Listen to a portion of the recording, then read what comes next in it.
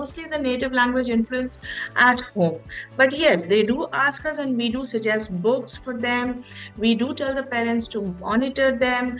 We do have so many competitions which test the English prowess of each student. So we send across mails to the parents urging them to enroll their students into these competitions, which will help them. Hi, welcome to Yellowslate, your very own school search engine that helps you find the best schools for your kid based on various filters and parameters. Today, we have Miss Beulah Suchithra, who is the head of the department and academic head for English in Vista International School, which is in Hyderabad. She has got more than 15 years of experience in the field of education, and let's try to speak to her and understand more about her journey as a teacher and also Vista International School in specific. Thank you so much for joining us, ma'am. Thank you, Santan, for inviting me. A very happy morning to all of you here. That's great. Ma'am, 15 years of experience in the field of education is not a joke.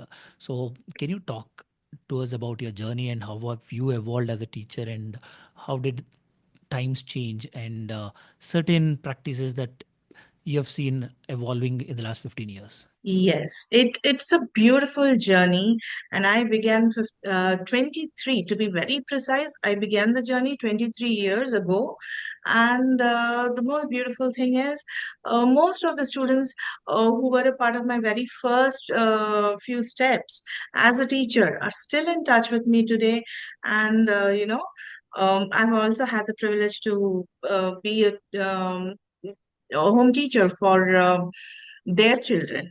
So, this journey has seen a lot of changes happening in the education field because generations do evolve, right? So, things, social thinking, it has changed so much that students are more independent now. Earlier, they would look up and seek guidance and all that, but nowadays, students are very competitive, I must say, and they are very independent thinkers. So what they need is the right channel. We need to channelize them in the correct manner. They have immense knowledge. They have immense knowledge about a lot of things. So we are more like facilitators, guiding them, showing them the direction on where they should concentrate their energies on. So, yes, a language as well as teaching strategies and the perceptions of teachers as well as the students has been evolving. And I must say, we have to adapt to the changing trends, just Interesting. like fashion. Yeah. So is education. We have to adapt to the changing trends. And it is also a continuous learning process for us teachers because with the changing trends, how can we change the education system? What with new things being set up by CBSE, the NEP, the NCF, and all that. So our school has been very proactive in trying to, conduct a lot of workshops. We also send our teachers to attend so many workshops that are being conducted by CBSE or otherwise by very relevant people. So the teachers go there, they learn new things, they come back, they devise ways to implement whatever they have learned into a classroom scenario. And we have seen the progress. Our students are bringing so many laurels back to school when they go for school competitions, and not just on the state platform. We have won awards on the national platform as well. So yes, it is a beautiful journey marked with every new academic year. It's a new challenge, and we are ready for it. Great. And generally, the class obviously will have students with different kind of learning abilities. So, how do you generally cater Yes. to those students who are not so great and ensure that they are coping up with the rest of the class? There are multiple strategies for their sample. One of the easiest strategy is, buddy system, where a very proficient performer in a class is assigned the task to help out a person who is not so well versed with academics. So just to guide. So that strategy works where a student is guiding another student. And otherwise, for the extremely weak students who really need a professional and very deep understanding of their capabilities and thereby need special attention. For them, we have a special hour catered in our school where a teacher is assigned the task of handling just those few students during that special hour where their needs are met on an individual level. Okay, so and then there are worksheets designed, there are smart worksheets designed. Sometimes we adopt strategies like teaching them through the playway methods, or videos are shown trying to connect it to real life. Basically, first and foremost, what is required is to understand their capability. And we do not sugarcoat anything. So if your capability is this much, that will be told to the parent as well. That will be informed to the parent. And together with the parents, we strive to achieve to the best. And when the student is motivated enough, then the student himself or herself will strive to achieve more. But we help them to understand themselves. That is of prime most importance. Got it. And since you spoke about the nexus with this parent and their participation in ensuring that the student gets encouraged and does well in the examinations, in talking about English in specific, what do you expect from the parent side to ensure that students develop that interest towards language? Because I'm sure it is not just with the teacher that a student builds that the interest for the language. Absolutely. So, what is your piece of advice for parents if they expect the kid to develop that interest? Yes, one of the challenges that we have faced with the parents is like the parents love for their children to develop their native language as well. So they are very hesitant to speak English at home also because they want their students to keep in touch with the native language as well. So it is mostly the native language influence at home. But yes, they do ask us and we do suggest books for them. We do tell the parents to monitor them.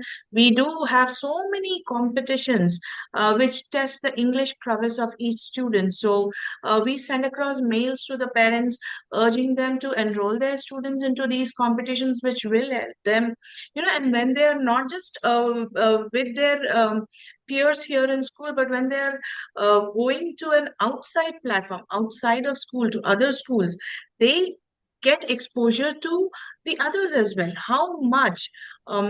how much more they have to um, learn, or how much more they have to be knowledgeable.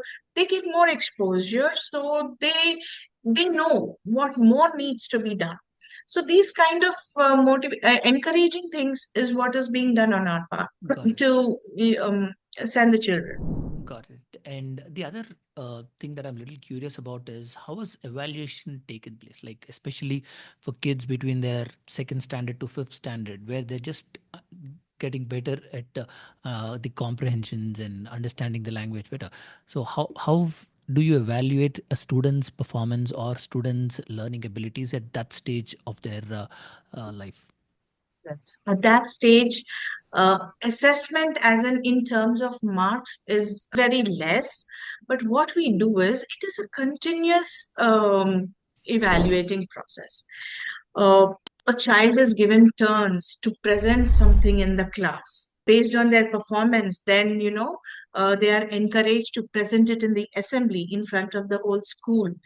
And then they are also encouraged to go participate in activities. So it is a continuous process. We have the child has to present as in the form of group talking or individual talking, and we have exhibitions over here. We have suppose they have come up with a wonderful presentation or something, then we exhibit it for all the other classes also to go see, check it out. So uh, if you see, our school is always buzzing with so many activities that give an opportunity to the child to develop confidence and also become a good orator. We give them topics to prepare. At the level of grade 2 to 5, we give them minor topics. We try to make them read the news. We try to discuss the news with them so that they're because English is not just a language, it is a form of expression.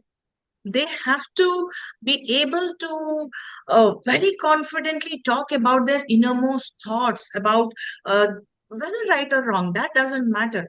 But what is important is they should be able to express very confidently whatever they think about a certain topic. So, innumerable opportunities are provided to them in terms of debating or in terms of elocutions, or there are inter-house competitions, inter-grade competitions, and just presentations. Not everything is competition in life. Not everything needs to be graded in on terms of marks or points or anything. You want to talk, just come and express. Sometimes we hold shows like talent shows or something like that. The children just come, they perform, they speak, they narrate stories, or they even do stand-up comedy. So yes, the moment we realize that this talent is present in so many students, we our duty here in Vista is to arrange a platform for them to display their uh, skill.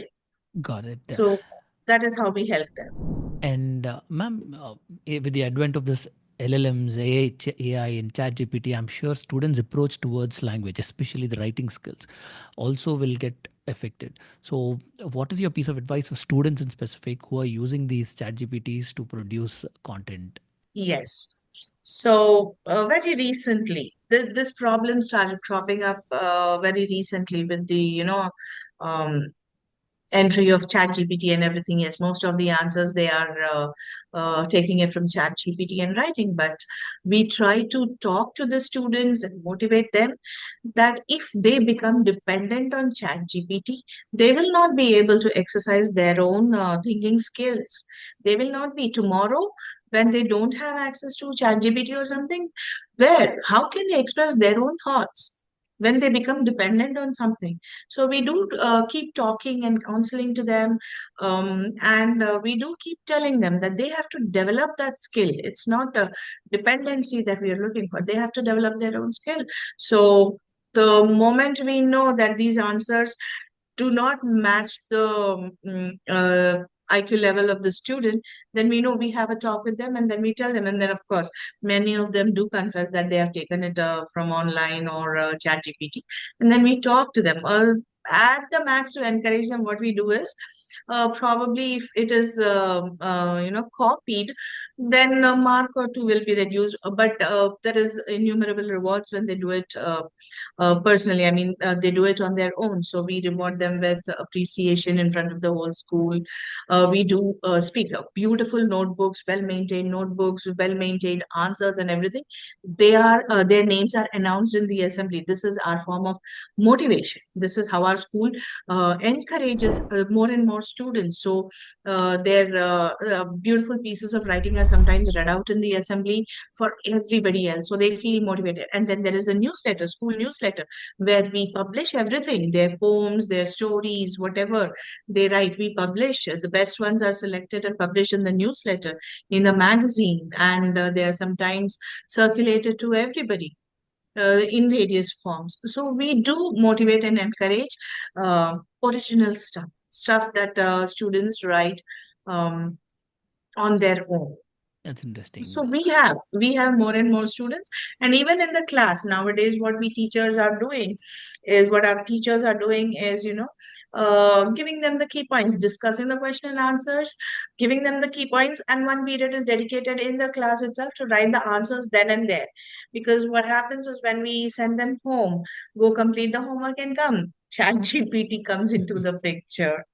So in order to cut that, what we are doing is in our schedules only, we are preparing one period where they can actually sit in the class and write it on their own with the help of the teacher or their peers, or of course, the key points are always given to them. That's great. Uh, Generally, one habit that a lot of parents are fond of but still find it difficult to inculcate in these kids is book reading habit. So what is your piece of advice of parents, especially if they have to inculcate this habit, what should they do? To inculcate this habit, first and foremost, the most important thing is, despite the fact that they will not have the time and all that, parents have to read books themselves, at least in front of the children, so that children mostly learn by observing. You tell them nowadays, students or children are such that you tell them they don't do it, but they will do it when do what they observe. So if the parents themselves are reading books, then the child will automatically catch up. Great. And yes, we have activities here. I mean, there are so many. There is a concept here where, in 10 months, we give them a list of 10 books, uh, 10 to 15 books. And whoever completes that list of 10 to 15 books in 10 months, then they will be rewarded.